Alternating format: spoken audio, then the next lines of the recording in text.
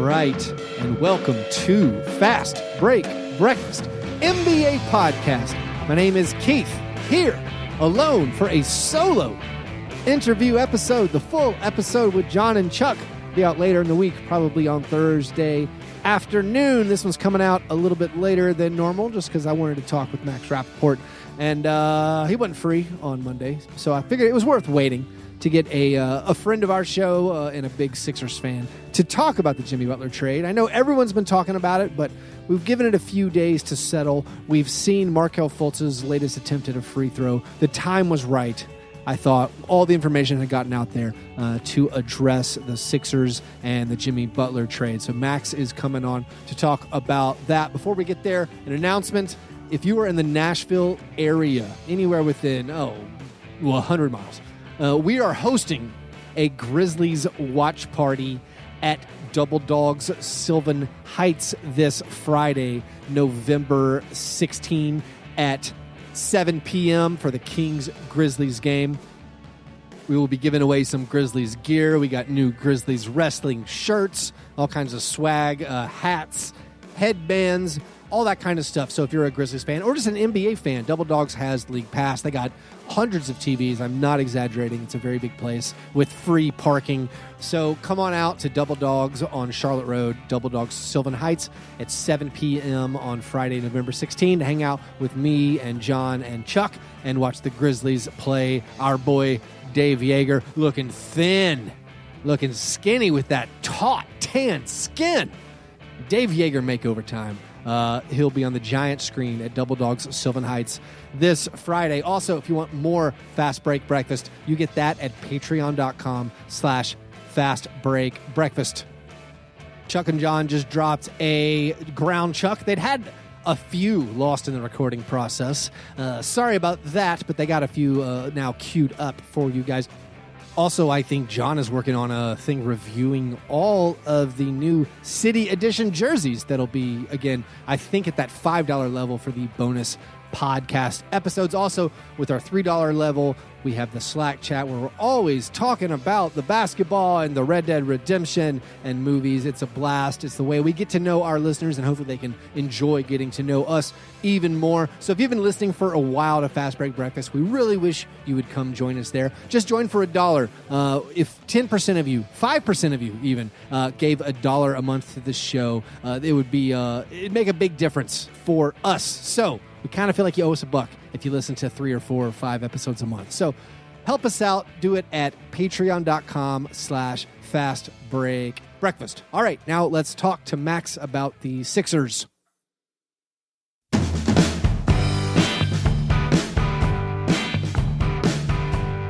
My guest today hosts the Stepover podcast, is possibly the biggest Sixers podcaster in the Pacific Northwest, and is a return guest on Fast Break Breakfast, Max Rappaport. Max, how are you? I'm doing pretty well. How about yourself? Great. Fantastic. Are you the biggest Sixers podcaster in the Pacific Northwest? You know, I think I might be the only one.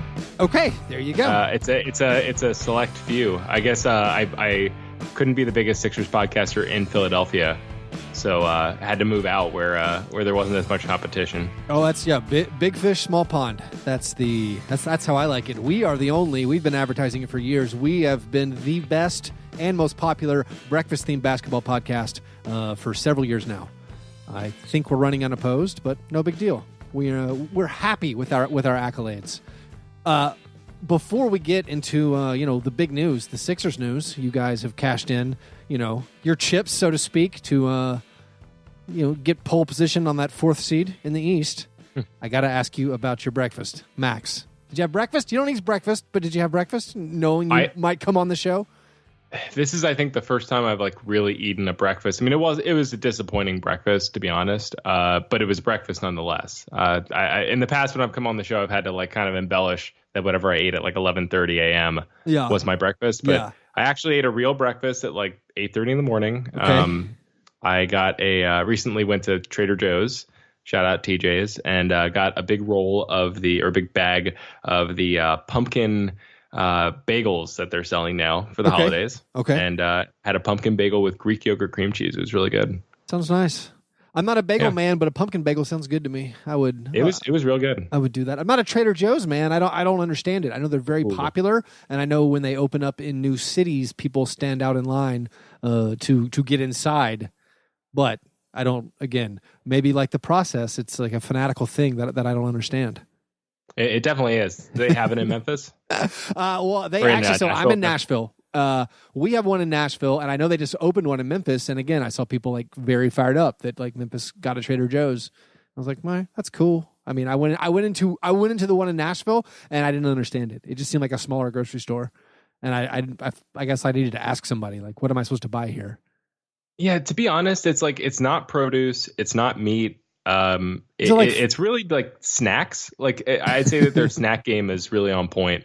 Like they have these, my favorite thing are these peanut butter filled pretzels. They're really good, but just like little things like that, they make really good frozen pot stickers and frozen pizzas, kind of just like easy stuff. The frozen thing. Kind of like Amy's. It's like if you've ever gotten like an Amy's frozen dinner or Amy's mac and cheese or something, it's a lot of stuff that's kind of in that mold. I don't know what an Amy's frozen food is. Oh, my wife was telling me she had heard that it was all about the frozen foods. Like people love Trader Joe's for frozen things. And that, again, that's not really my repertoire. Not that I'm above that. I just, I don't really do it. What's Amy's? Is this a national chain of frozen food I haven't heard of?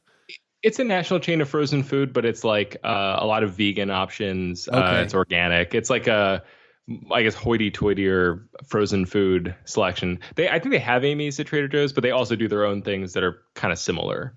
Yeah, but it's good. I don't think my Kroger sells that. Anyway, let's move to the Sixers. I like to poke fun at the Sixers because their fans are passionate, and that makes good content. You guys saying it. What? Passionate is one way of saying it. You guys are passionate. It's exciting. You guys support multiple podcasts and, team. It's great. But so you guys have cashed in finally. You guys sacrificed at the altar of winning two of your most loyal soldiers, Robert Covington and Dario Saric, to trade in for this superstar.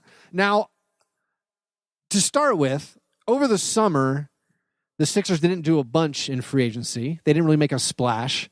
And a lot of Sixers fans and analysts, writers, were saying it's good. That they were growing organically. They weren't, going to make a move for the sake of making a move. They were keeping the powder dry, so to speak.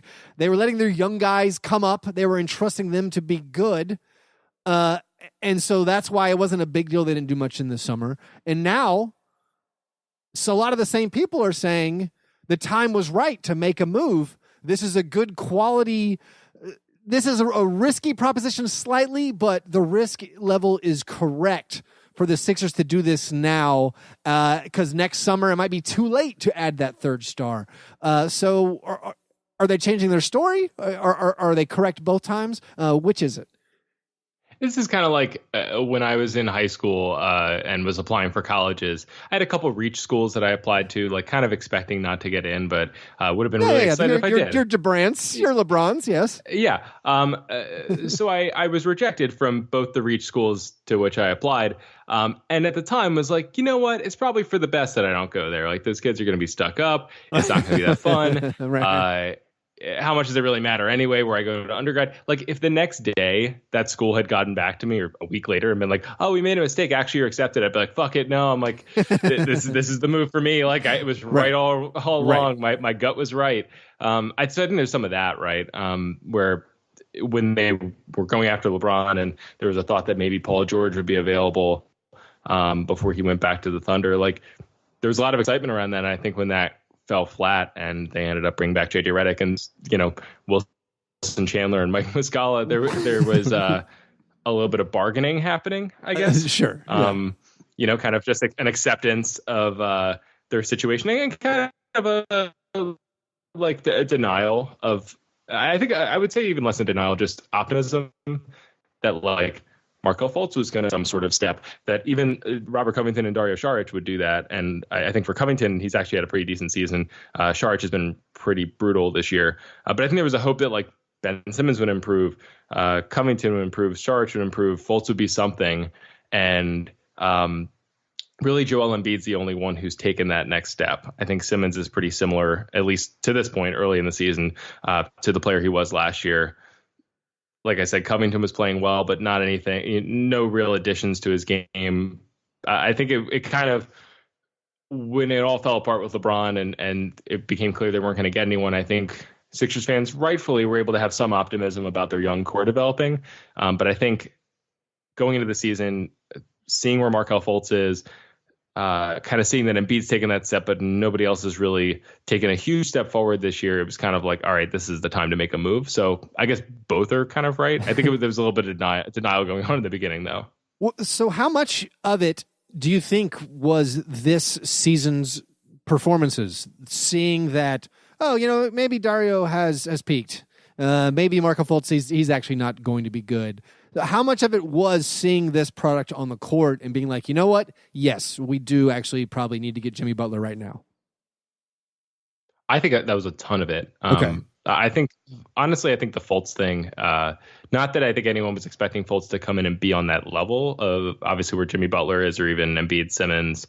But I think the fact that it's becoming more and more likely that he just kind of isn't anything, I think that really kind of drove home for people like, okay, obviously Embiid's a monster and he's having, an MVP race kind of season to this point, putting up 28 and 14 almost and 4 assists with good defense. But, Ben Simmons, I think people are expecting that he'll be up there also, be one of those two cornerstone guys. But if you don't have a third guy in that conversation and your third guy is someone like Robert Covington or Dario Saric, or even right now probably like JJ Redick, I think there's a real cap on that. And I think there was always this hope that Fultz could be the third of those three guys, but be in that conversation of like, oh, he's like a perennial all-star. Obviously, that's what you're expecting when you draft someone number one overall. But it's becoming more and more clear that's probably not going to happen. So I think it became more obvious, like they're either going to have to make a trade or they're going to have to do something in free agency, and they're going to have a lot of cap space. But I think after getting burned this past summer and thinking they had a shot at LeBron, maybe Paul George, and all of that kind of striking out, I think they were like, all right, we have a sure thing here. The value or the cost is fairly low because of everything that's happened with Jimmy Butler. Like, let's cement this right now so we know we have these three guys. Yeah, it seemed confusing to me as an outsider because they did this thing where we're taking the long view of our team. We're going to start Markelle Fultz. Like, this starting lineup was super successful last year. We're not going to go back to it. We're JJ Redick, you're coming off the bench. So it's like, all right, they're taking the long view. They're doing it this way. And then again, after 10 or 15 games, like, no, and maybe it is just the cost was low enough where they're like, oh, if we can get him with keeping all our young guys, not giving away a future pick, acknowledging at some point, we probably were going to have to move Covington and Saric to get a guy. So like the cost was low. So like, do you think it was like the opportunity cost was low enough where they're like, you know what, this long view, that's not for us. Let's get Jimmy Butler. Yeah, I kind of think that you saw kind of this play out with Kawhi Leonard, right, where they were at least in that conversation, but I think the value or the cost would have been higher, right? You would have had to give up maybe a Markelle Fultz at the time when you thought that Markelle Fultz maybe was going to turn into something. And maybe he could, but I think when you felt more confident, that was a good chance. Or you would have had to give up the Miami pick, the unprotected pick they have in 2021, or a combination of picks in addition to Covington and Saric. I think there was, when it got to the point where you weren't really giving up any future assets beyond whatever you want to consider Dario Saric in terms of a future asset. Like, once it got to the point where you could get Butler for basically two current pieces on your team who you don't, Saric because of contract and Covington because of age, you don't really expect to be like to fill in that role, right? To like become or to be a cornerstone in a trade that gets you a star in the future. I think at that point they kind of corrected course, and I think they would have been fine waiting until next summer and trying to play the free agent game again, instead of throwing a bunch of stuff at the Spurs and trying to get Kawhi and then maybe even not signing him next summer. I think when it got to the point where you weren't giving up future assets, I think that became a lot more stomachable than going through this season and trying to play free agency again. Yeah. All right. So let's take it back without my slanted questions or setups. what are your reactions? So when the trade came through,